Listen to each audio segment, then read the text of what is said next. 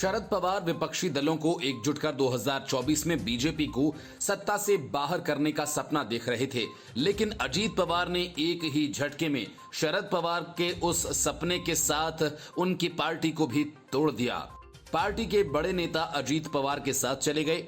यहां तक कि कार्यकारी अध्यक्ष प्रफुल्ल पटेल भी अजीत पवार के इस कदम से महाराष्ट्र ही नहीं पूरे देश में खलबली मच गई।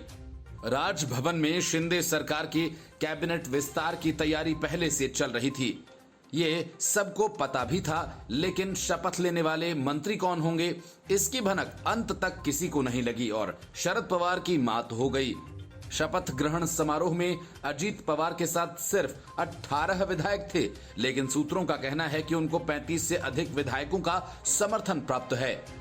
अजीत पवार से मिले बड़े झटके के बाद शरद पवार ने कहा कि हमें जनता का समर्थन हासिल है, हम सब कुछ फिर से बनाएंगे। महाराष्ट्र इस खेल को बर्दाश्त नहीं करेगा।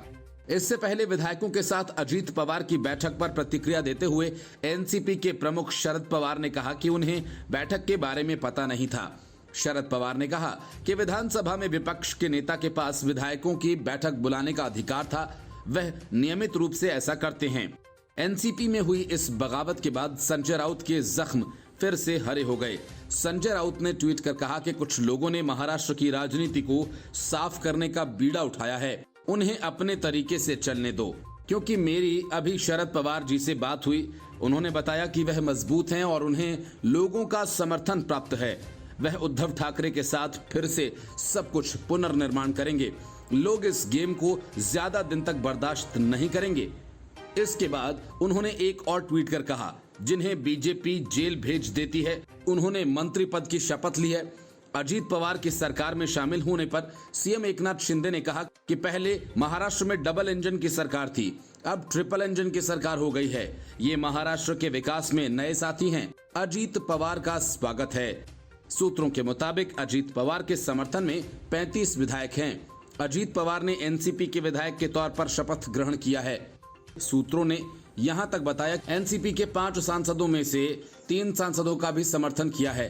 साफ संकेत है कि एनसीपी पर भी दावा ठोक सकते हैं। सूत्रों ने यहां तक बताया कि एनसीपी के 5 सांसदों में से 3 सांसदों का भी समर्थन अजीत पवार के पास है। जब कोई पार्टी में कर्मठ कार्यकर्ता को ज्यादा महत्व नहीं दिया जाता तो ऐसी घटनाएं होती हैं, इसलिए अजीत पवार हमारे साथ आए हैं। इसका राज्य के विकास के लिए लाभ होगा।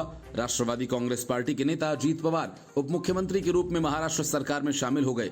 वह बीजेपी नेता देवेंद्र फडणवीस के साथ पद साझा करेंगे। उनके साथ एनसीपी के 9 विधायकों ने मंत्री पद की शपथ ली। ये कदम अजीत पवार के महाराष्ट्र विधानसभा में विपक्ष के नेता का पद छोड़ने की इच्छा जताने के कुछ दिन बाद आया है। Bureau report, news of India.